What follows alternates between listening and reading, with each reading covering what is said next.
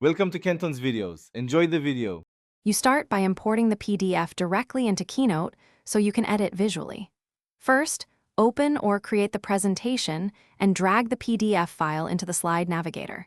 Keynote will offer to place each PDF page as an image or split pages into separate slides. Choose Keep Source Size when you need exact layout fidelity. Choose Scale to Fit when slides must match your template. Once placed, you can immediately move to layering and annotation, because each PDF page is now an editable slide object. Now you convert the imported PDF page into editable pieces. Select the page on the slide, then ungroup twice.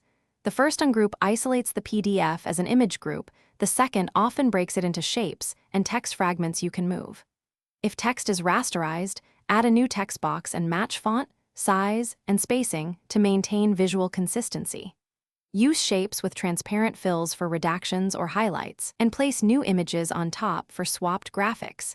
Make small alignment nudges to preserve layout precision. Finish by exporting your Keynote file back to PDF so edits persist. Go to File, choose Export to, then PDF. Set quality and whether to include skipped slides.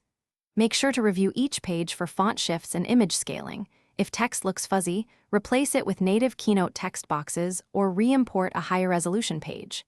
If elements jump layers, use Arrange to bring items forward or send them back, and align with rulers and guides. One troubleshooting tip: when things go wrong, re-import the original page and repeat only the problematic edits.